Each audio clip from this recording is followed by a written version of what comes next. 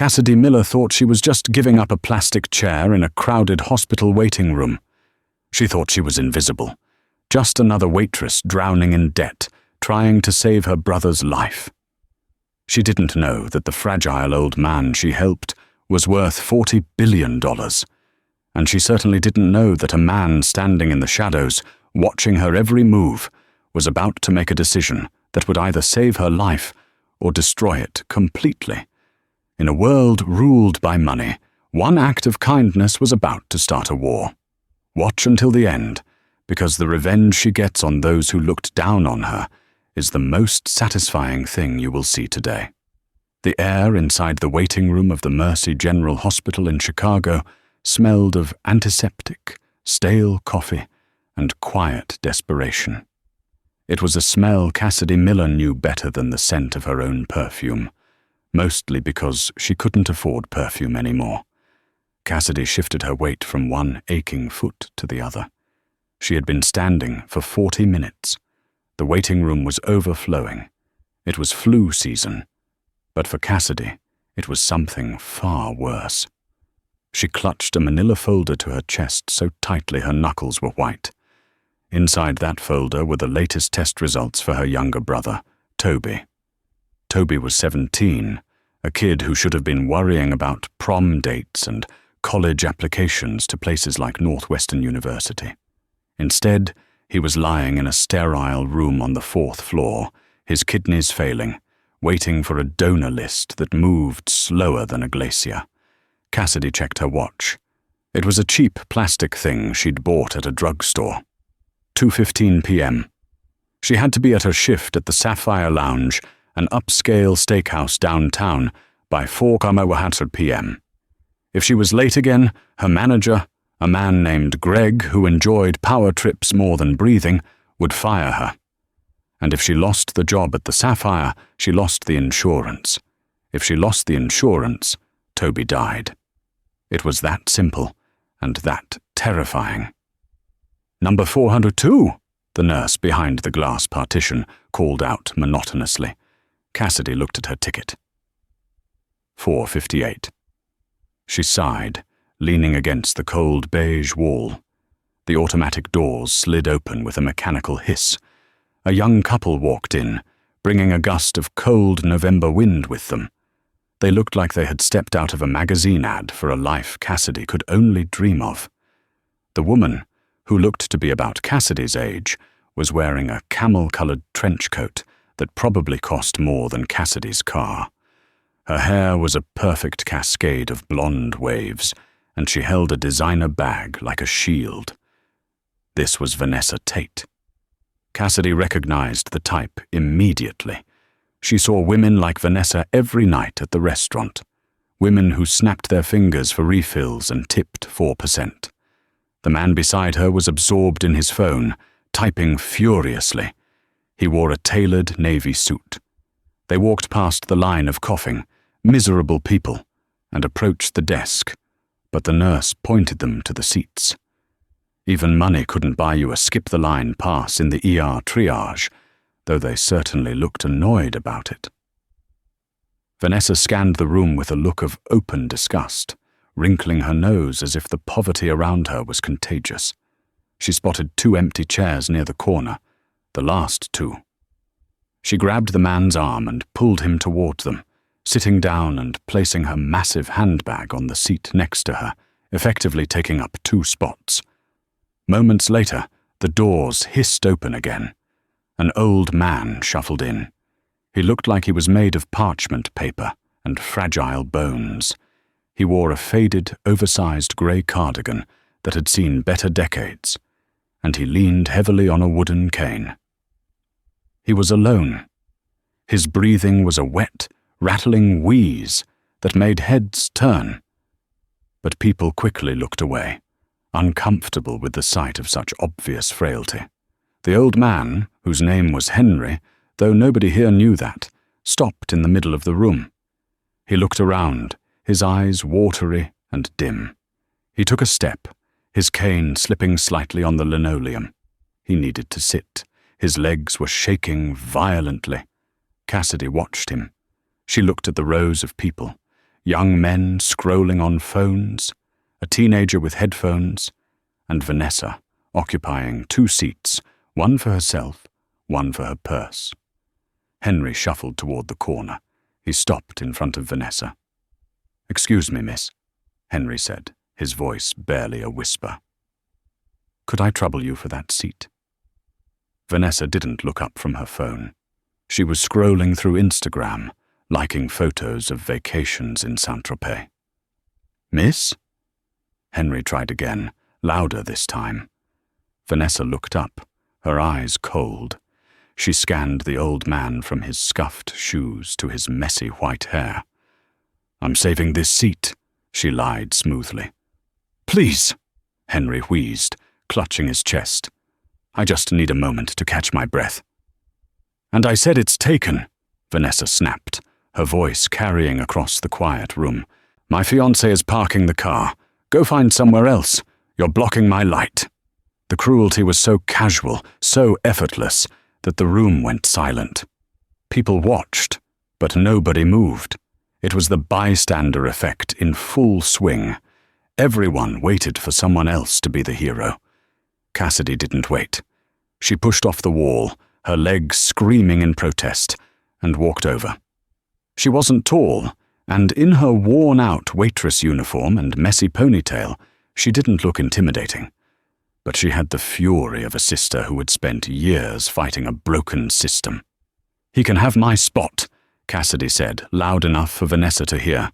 She walked up to Henry and gently touched his elbow. "Sir, I was just leaving. Please take my place." She pointed to where she had been standing near a small bench that had just opened up.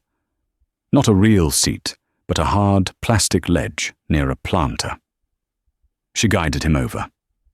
Henry looked at her, surprised. His blue eyes, though clouded with age, held a sharp, piercing intelligence that Cassidy missed in her rush. "Thank you, my dear," he rasped. "You're very kind. But you look tired yourself." "I'm fine," Cassidy lied, forcing a smile. "I stand all day for work. I'm used to it." She helped him sit. As he settled, he reached into his pocket and pulled out a wrapped peppermint candy. "For your trouble," he said, offering it to her with a shaking hand. Cassidy took it. She didn't eat sugar, but she wouldn't reject him. "Thank you." Across the room, Vanessa scoffed loud enough to be heard. Performative charity. How quaint. Cassidy turned, her eyes locking with Vanessa's. For a second, she wanted to scream. She wanted to yell that her brother was dying, that she had $12 in her bank account, and that people like Vanessa were the reason the world was rotting. But she didn't. She couldn't cause a scene. She had to keep her head down. She turned back to the wall. What Cassidy didn't see was the man standing near the vending machines in the dark hallway, holding a cup of black coffee. He was tall, with broad shoulders and a jawline that looked like it was carved from granite. He was wearing a black baseball cap pulled low and a simple bomber jacket, but on his wrist was a Patek Philippe watch worth more than the entire hospital wing. This was Grant Caldwell, CEO of Caldwell Enterprises, the largest private equity firm in North America, and he was watching Cassidy with an intensity that would have terrified her.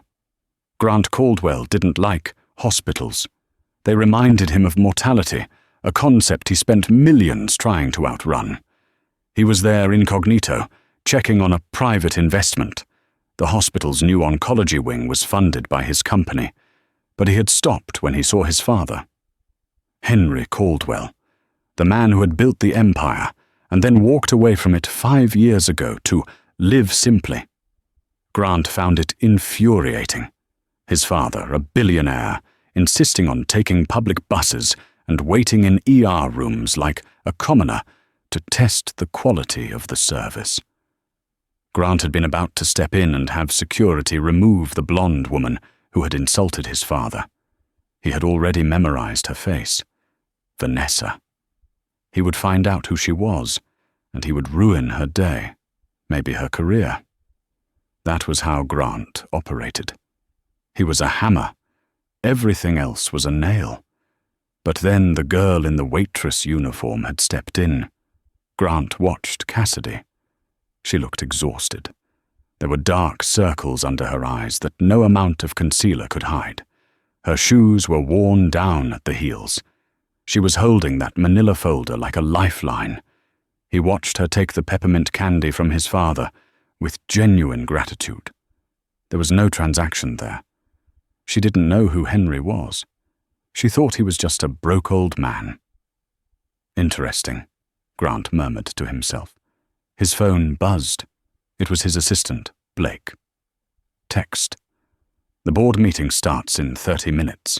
The shareholders are restless about the succession vote. Grant ignored it. The succession vote. That was the other problem. His father, Henry, still held the deciding 20% vote on the board, and Henry had refused to sign it over to Grant until Grant proved he understood the value of people, not just profits. Grant watched his father chatting with the waitress. Henry was smiling, a rare sight these days. Grant walked over, moving silently. He didn't approach them directly, but stood near the nurse's station, close enough to hear. "You have a heavy heart, child," Henry was saying to Cassidy. "I can see it." Cassidy looked down at her shoes. "It's my brother, Toby. He needs a surgery. We're waiting on the financing approval." "Financing?" Henry asked, his voice sharp. "For a life-saving surgery? The American dream, right?" Cassidy gave a dry, sad chuckle. "The insurance covers 60%. The rest is out of pocket. We need $45,000 by next week to keep him on the active list. If not, they bump him down." "And you're working to pay it?" "2 jobs," Cassidy said. "Waitressing at the Sapphire and cleaning offices on weekends. It's not enough, but I have to try." "Number 458, the nurse called out. Cassidy jumped. "That's me." She looked at Henry. "It was nice talking to you. Please keep the seat. Don't let her take it back." She nodded toward Vanessa. "I won't," Henry winked. "Good luck, Cassidy." She hurried off toward the doctor's office. Grant stepped out of the shadows as soon as she was gone. He walked up to his father. The air around them changed instantly. The authority Grant projected made people step aside. "Dad," Grant said, his voice low. "Enough of the theater.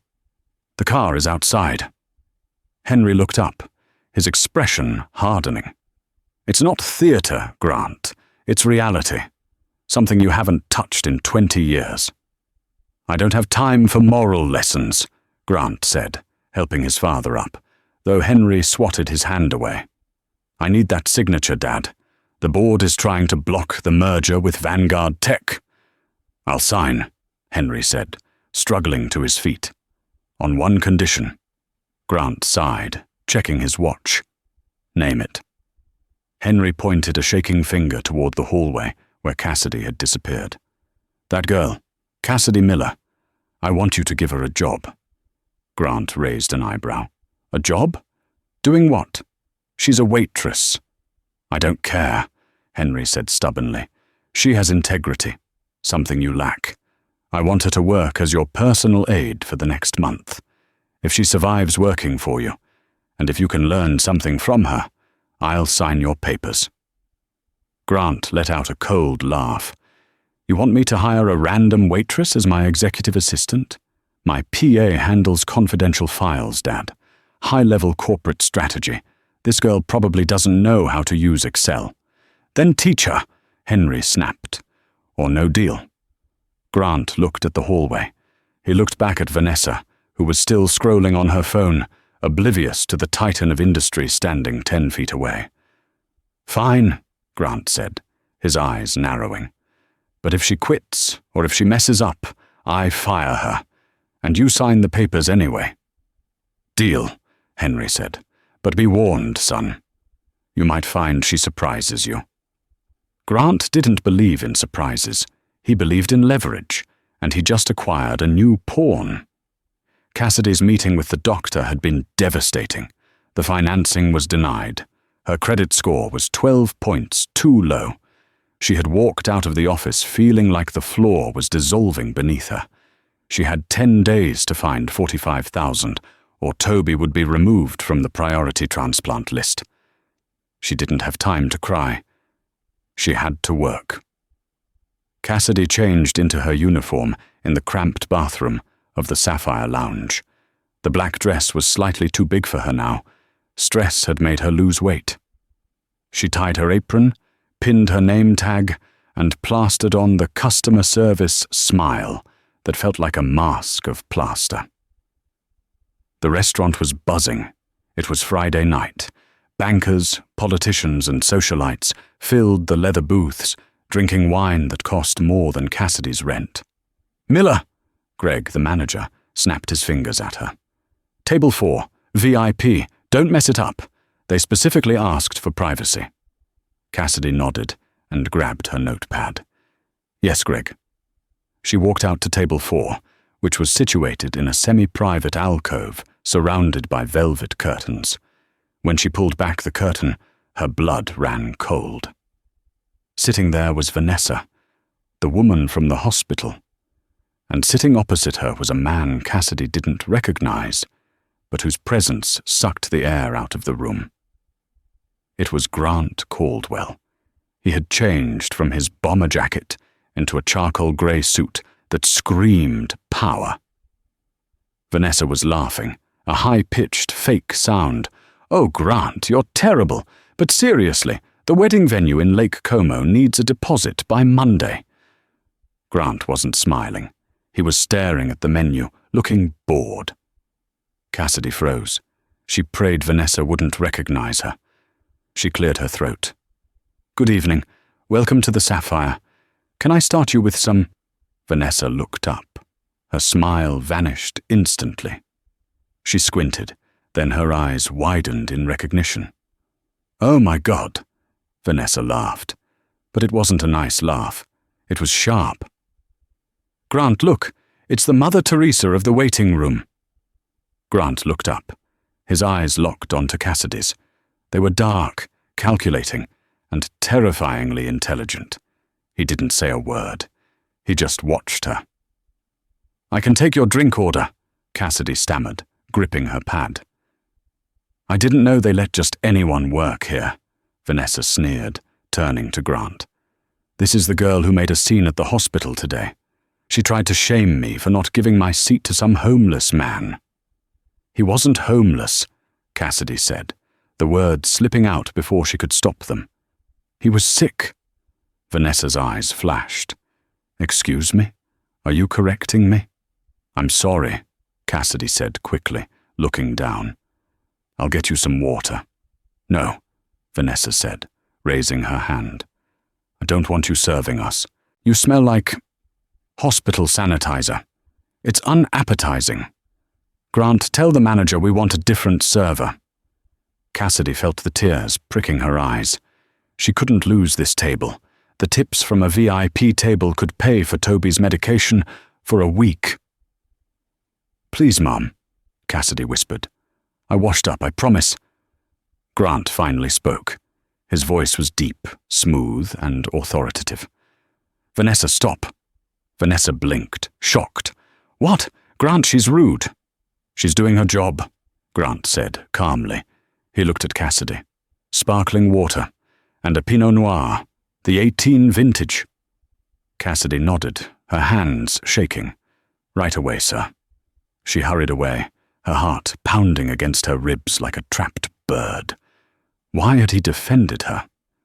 Men like him usually sided with women like Vanessa. She returned with the drinks on a silver tray. As she leaned in to place the wine glass in front of Vanessa, Vanessa accidentally shifted her elbow. Crash! The glass of red wine tipped over, splashing all over Vanessa's white silk blouse and the expensive white tablecloth. The sound of breaking glass silenced the nearby tables. "You idiot!" Vanessa shrieked, jumping up. "Look what you did! This is Chanel!" "I didn't," Cassidy gasped, grabbing a napkin. "You hit my arm." "I did no such thing," Vanessa yelled. "You clumsy, incompetent little manager! Manager!" Greg came running over, his face purple with rage. He looked at the wine, then at Vanessa, then at Cassidy. "Cassidy!" Greg roared. "What the hell is wrong with you?" "She threw it on me," Vanessa lied, playing the victim perfectly. "She was rude earlier, and now she attacked me." "That's not true," Cassidy pleaded. She looked at Grant. He had seen it. He was sitting right there. He saw Vanessa move her elbow. "Sir, please tell him. You saw it." Cassidy looked at Grant with desperate eyes. He was her only witness. Grant looked at Cassidy. Then he looked at Vanessa, who was faking tears. He picked up his napkin and dabbed his mouth slowly. The room held its breath. "Actually," Grant said, standing up. He buttoned his jacket. "I didn't see anything. I was looking at my phone." Cassidy felt like she had been punched in the stomach. He was lying. He was protecting his fiancée. Greg grabbed Cassidy's arm. "That's it. You're done. Get out. You're fired." "Greg, please," Cassidy begged. "My brother, I need this check. Out!" Greg pointed to the door. "Before I call the police for property damage." Cassidy looked at Grant one last time. He wasn't looking at her. He was looking at Vanessa with an unreadable expression. Defeated, humiliated, and terrified for her brother. Cassidy untied her apron. She dropped it on the wine-stained floor and ran out the back door into the rainy alleyway. She sat on a crate in the rain, burying her face in her hands, sobbing. It was over. She had failed Toby. 10 minutes later, the heavy metal door opened. Cassidy looked up, expecting Greg coming to yell at her more. It wasn't Greg. It was a man in a black suit, Grant's bodyguard. He held a large black umbrella. "Ms. Miller," the bodyguard said. "Leave me alone," Cassidy choked out. "Mr. Caldwell would like a word," the man said. "He's waiting in the car." "Tell him to go to hell," Cassidy spat. "He cost me my job." "He knows," the bodyguard said. He reached into his pocket and pulled out an envelope. It was thick. "He asked me to give you this, and to tell you that if you want to pay for Toby's surgery, you'll get in the car." Cassidy froze. How did he know Toby's name? She stared at the black limousine, parked at the end of the alley. The window was tinted, but she knew he was in there. The devil himself. She stood up, wiping the rain from her face. She had no pride left to lose, but she had a brother to save. She walked toward the car. The inside of the limousine was silent as a tomb and cold as a meat locker. The leather seats were softer than any bed Cassidy had ever slept in. She sat shivering on the edge of the seat, water dripping from her ponytail onto the pristine carpeting. Grant Caldwell sat across from her. He was typing on a tablet, illuminated by its blue glow, casting sharp shadows across his angular face. He didn't look up when she entered. He let her sit in the silence, letting her anxiety marinate. Cassidy clutched the thick envelope the bodyguard had given her. It felt heavy. $5,000, Grant said suddenly, still looking at the tablet. His voice was devoid of emotion, merely stating a fact. "That's what's in the envelope. It should cover your immediate rent and keep your brother on the list for another 4 days." Cassidy's breath hitched. It was a lifeline thrown to her by the man who had just pushed her off the boat.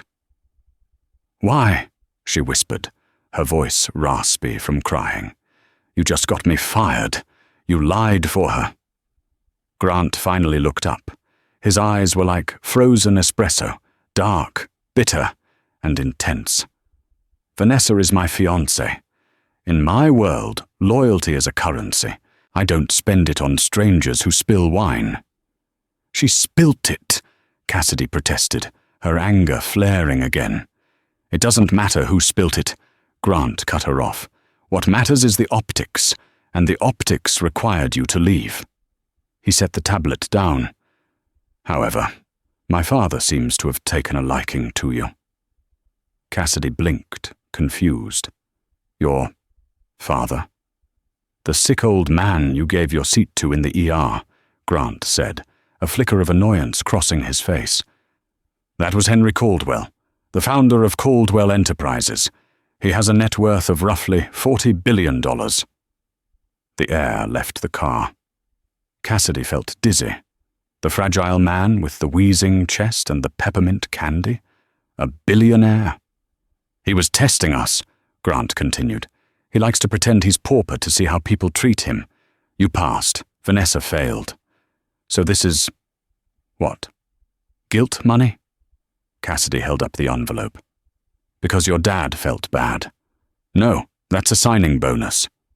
Grant pulled a document from a leather portfolio next to him and slid it across the small table between them.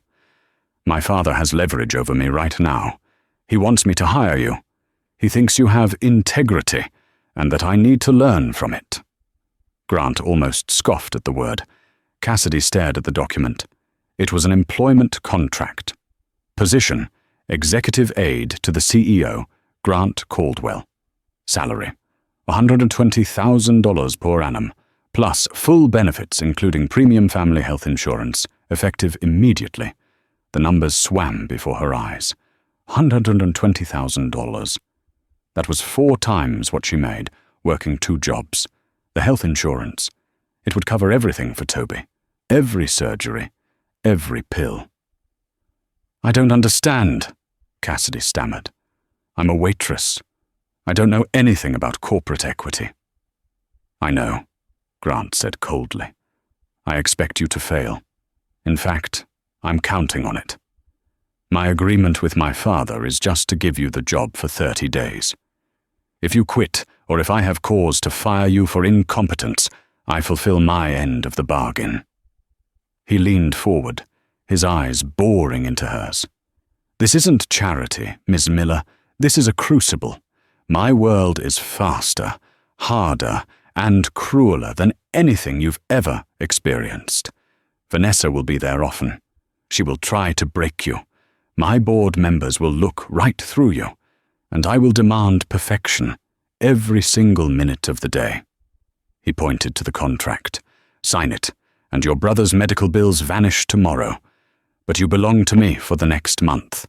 Or throw it back at me, keep your pride, and walk back out into the rain. Cassidy looked at the contract, then at the rain streaking the darkened windows. She thought of Toby, pale and hooked up to machines, pretending he wasn't scared. She didn't have pride. She couldn't afford it. She reached for the silver pen Grant held out. Her hand shook so badly she could barely write, but she scratched her signature on the line. Grant took the paper back, sliding it into his portfolio without a glance. Be at Caldwell Tower at 6 a.m. sharp tomorrow. Wear something that doesn't smell like cheap burgundy. He tapped the partition. The car stopped. The door opened onto the wet street. Cassidy stumbled out, clutching the envelope of cash to her chest. As the black limousine peeled away into the Chicago night, she realized she hadn't just signed a job contract. She had signed a deal with the devil, and she had no idea if she would survive the month. Caldwell Tower was a 50-story needle of glass and steel piercing the sky. The lobby had ceilings 3 stories high and floors made of Italian marble so polished Cassidy could see the terror on her own face reflected in them. When she arrived at 5:55 a.m. on Monday, wearing the only black blazer she owned, bought from a thrift store over the weekend, she felt like a fraud in a high-stakes game. Grant's office was on the top floor. It was vast, minimalist, and terrifying. The outer office belonged to his current executive staff, a team of 3 impeccably dressed assistants who looked at Cassidy like something the cat had dragged in. You're the new project, one of them, a woman named Sloane with a razor-sharp bob, sneered. Grant said to put you at the overflow desk. The overflow desk was a small folding table shoved in a corner near the shredder. Grant arrived at 6:30 a.m., a whirlwind of energy and demands. He didn't say good morning to Cassidy. He dropped a stack of binders 3 inches thick onto her rickety table. "Read these," he barked, walking into his glass-walled inner office. "It's the due diligence on the Vanguard merger. Summarize the potential liabilities into a 2-page memo. You have until noon." Cassidy opened the first binder. It was written in a language she didn't speak: legalese, accounting jargon, and corporate strategy. The first 3 days were a blur of panic. Cassidy didn't sleep. She drank sludge-like office coffee and survived on vending machine crackers. She Googled terms like EBITDA and hostile takeover in the bathroom on her phone. Grant was relentless. He criticized her formatting, her tone, her speed. He treated her not like an employee, but like an inconvenient appliance that wasn't working correctly. But the hardest part wasn't the work. It was Vanessa. Vanessa appeared on Wednesday, breezing past security as if she owned the building. She was wearing a white power suit and carried a tiny dog in her purse. When she saw Cassidy sitting at the folding table, she stopped dead. "You have got to be kidding me," Vanessa shrieked. She marched into Grant's office, not bothering to knock. Through the glass walls, Cassidy could see Vanessa gesturing wildly, pointing at her. Grant barely looked up from his computer, saying something short and dismissive. Vanessa stormed back out, her face red. She stopped at Cassidy's desk. "I don't know what game you're playing with Henry," Vanessa hissed, leaning in close so only Cassidy could hear. "But you don't belong here. You're a stain on this office. I give you a week before Grant realizes you're useless and throws you back into the gutter." She deliberately knocked over Cassidy's cup of coffee. Brown liquid soaked the notes Cassidy had been painstakingly compiling for 4 hours. "Oops," Vanessa said flatly. "Clean it up, waitress." Tears stung Cassidy's eyes. She wanted to quit. She wanted to scream. But her phone buzzed in her pocket. It was a text from her mum. "Toby's new meds are working. His levels are stable for the first time in months. Thank you, baby. You're saving him." Cassidy swallowed her rage. She grabbed paper towels and started mopping up the coffee, while Vanessa laughed with Sloane by the water cooler. Grant watched it all from his office. He saw Vanessa's cruelty. He saw Cassidy's humiliation. He waited for Cassidy to explode, to cry, to give up. That's what people usually did when pushed this hard.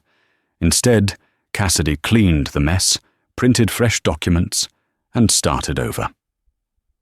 By Friday, Cassidy was running on fumes. Grant called her into his office. He was standing by the floor-to-ceiling window looking out over the city. "We have a problem," Grant said.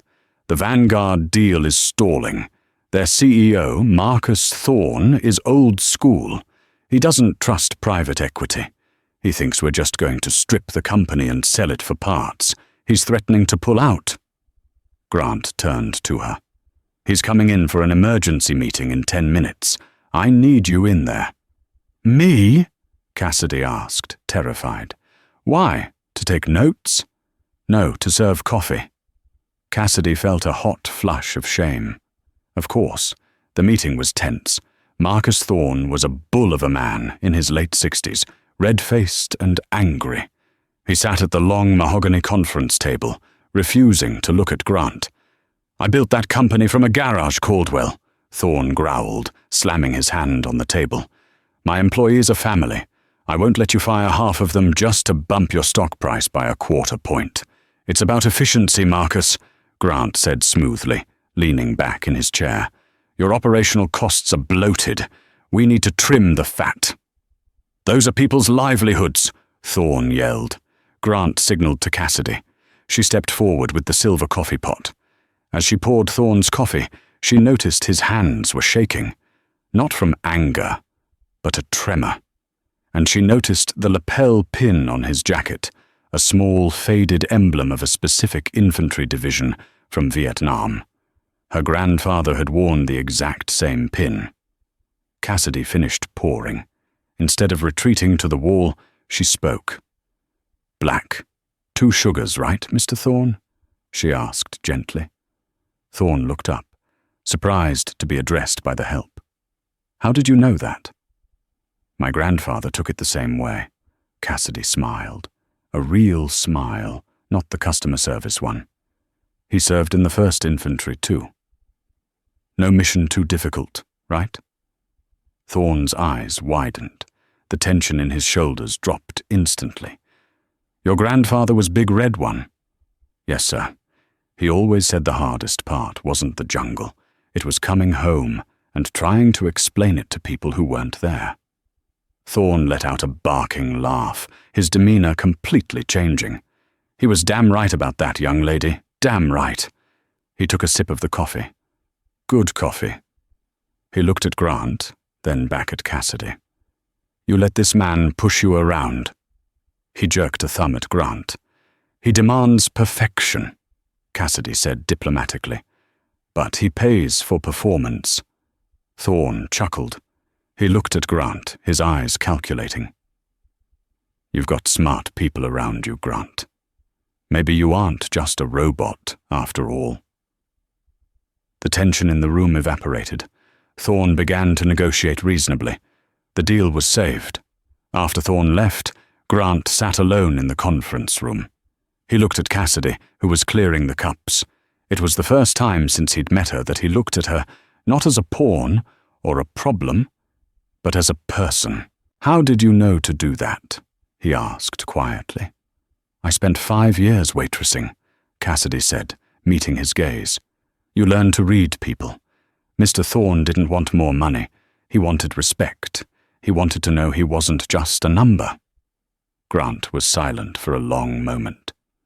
"My father was right," he murmured, almost too low for her to hear. That night, Cassidy went home, exhausted. But for the first time, she didn't feel like a fraud. She felt like she was in the fight. But she didn't see Vanessa standing in the hallway outside the conference room, listening to the whole thing. Vanessa's face wasn't smug anymore. It was contorted with pure, unadulterated fear. The waitress was winning. And Vanessa knew she had to do something drastic to stop it. The following week, the atmosphere in the office shifted. Grant was still demanding, still cold, but he stopped giving Cassidy busy work. He started giving her real responsibilities. He asked her opinion on marketing copy. He had her sit in on strategy calls, not to serve coffee, but to listen. It was terrifying, but exhilarating. Cassidy was learning faster than she ever thought possible. She was awake at 3 a.m., reading about market trends, determined not to let Grant, or his father, down. Vanessa, meanwhile, had gone strangely quiet. She stopped coming to the office. Cassidy hoped she had just given up. She couldn't have been more wrong. On Thursday of the 3rd week, Cassidy arrived at her desk to find a sleek, brand-new MacBook Pro sitting there, replacing her old desktop. "Grant ordered it for you," Sloane said sourly, chewing on her nicotine gum. "Said you needed better tools if you were going to keep up." Cassidy felt a flutter in her chest. It was a small gesture, but from Grant it was monumental. Later that morning, Grant called her in. He held up a silver flash drive. "This contains the final, unredacted bid for the Vanguard acquisition. It has our absolute maximum price and our post-merger restructuring plans. If this leaks, the deal is dead and our stock tanks." He handed it to her. His fingers brushed hers, sending a jolt of electricity through her arm. "I need you to take this down to legal on the 12th floor for final review. Don't let it out of your sight. Don't stop for coffee. Go straight there." "Yes, sir," Cassidy said, understanding the gravity of the task. It was a test of trust. She took the elevator down. It was empty. As the doors opened on the 12th floor, someone collided hard with her. "Oh my God, I am so clumsy." It was Vanessa. She was holding a towering stack of papers that went flying everywhere. "Vanessa," Cassidy said, exasperated. "Watch where you're going." Sorry, Vanessa said, flustered. She dropped to her knees, gathering papers frantically. "Help me, please. Grant will kill me if these get mixed up." Cassidy hesitated. She had the flash drive tightly gripped in her hand, but Vanessa looked genuinely panicked. Against her better judgment, Cassidy knelt down to help her gather the papers. It only took 30 seconds. Cassidy stood up, handing Vanessa a stack. "Thanks, waitress," Vanessa said, her voice suddenly sickeningly sweet. She stepped onto the elevator. "Bye now." Cassidy felt a cold chill. She looked at her hand. The flash drive was gone. Panic, pure and absolute, seized her. She patted her pockets. Nothing. She looked at the floor. Nothing. Vanessa must have swiped it when they collided. It was a setup. Cassidy ran back to the elevator, jamming the button. But Vanessa was gone. She sprinted up 3 flights of stairs back to the top floor, bursting into the outer office, gasping for air. Sloane looked up, smirking. "What's wrong, newbie? Run a marathon?" "Where's Grant?" Cassidy gasped. "In a meeting with the board. Do not disturb." Cassidy ignored her. She pushed open the heavy oak doors of the boardroom. 12 old, rich men in suits turned to stare at her. Grant was at the head of the table. His face darkened instantly at the intrusion. "Ms. Miller," Grant said, his voice ice. "This had better be a life-or-death emergency." "It's Vanessa," Cassidy said, her voice shaking but loud. "She stole the Vanguard drive." The room went deathly silent. Grant stood up slowly. "What did you just say?" "On the 12th floor, she bumped into me. It was a setup. She took it from my hand." Before Grant could speak, his phone buzzed loudly on the table. Then another board member's phone buzzed. Then 3 more. A board member checked his phone and turned pale. "Grant, check the Bloomberg terminal, now." Grant walked to the large screen on the wall and turned it on. The financial news channel was blaring. Breaking news. The headline read, "Caldwell Enterprises leaked memo reveals mass layoff plans for Vanguard acquisition. Vanguard stock soars. Caldwell tanking." The information on the drive had been leaked to the press. Grant stared at the screen, his jaw working. He turned slowly to face Cassidy. The look in his eyes was terrifying. It wasn't anger. It was total devastation. "Grant, I swear it was her," Cassidy pleaded, tears streaming down her face. She must have had someone waiting to leak it immediately. The door behind Cassidy opened. Vanessa walked in, holding up her phone with a look of faux horror. "Grant, oh my God, have you seen the news?" Vanessa cried. Then she looked at Cassidy. "Wait, you were the one with the drive." "Cassidy, how could you? Did someone pay you?" Vanessa walked over to Cassidy's desk in the outer office, which was visible through the open door. "And what is this?" Vanessa reached under Cassidy's new laptop and pulled out a small, silver flash drive, the exact one Grant had given her. "It was right here," Vanessa said, her eyes wide with fake innocence. She must have left it on her desk instead of taking it down. Someone must have swiped the data while she was in the bathroom. It was a perfect frame job. Grant walked out of the boardroom. He stood between Vanessa and Cassidy. He looked at the drive in Vanessa's hand, then at Cassidy's tear-streaked face. "Security," Grant said, his voice dead. "Escort Ms. Miller from the building." "Grant, please, you have to believe me," Cassidy begged. "She planted it. She hated that you were trusting me." "You failed the one task I gave you," Grant said. "Get out, before I have you arrested for corporate espionage." 2 large security guards appeared and grabbed Cassidy by the arms.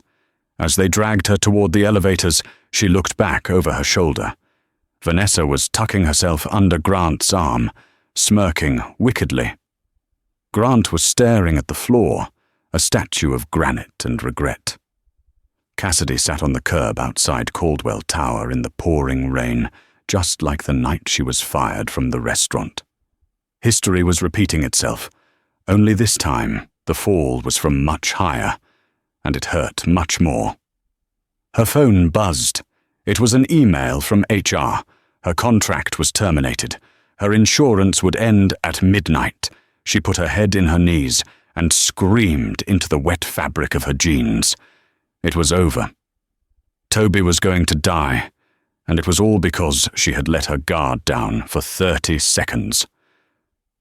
A pair of polished black shoes stopped in front of her. She looked up through the rain.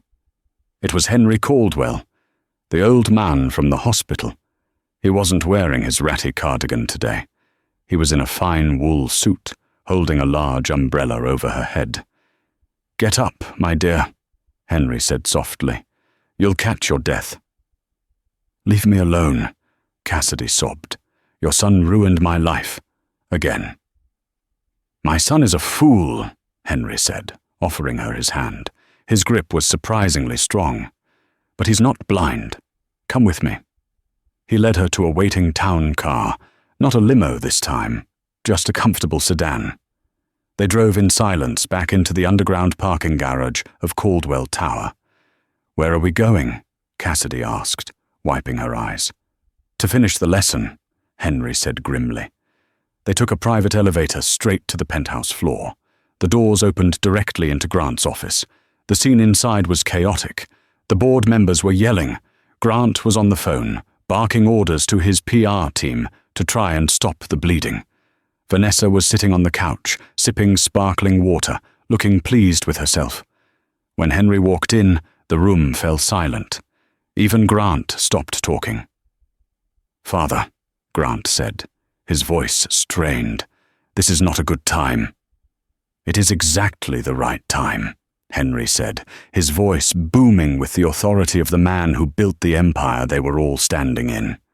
He walked over to Vanessa. She smiled nervously. "Hi, Henry. Terrible business with that waitress girl, isn't it?" "Stand up," Henry commanded. Vanessa blinked. "Excuse me?" "Stand up." Vanessa stood, looking frightened now. Henry turned to Grant. "You asked me to sign over my voting rights today, didn't you, son? To save the company from this disaster." "Yes," Grant said. "We need a united front to calm the shareholders."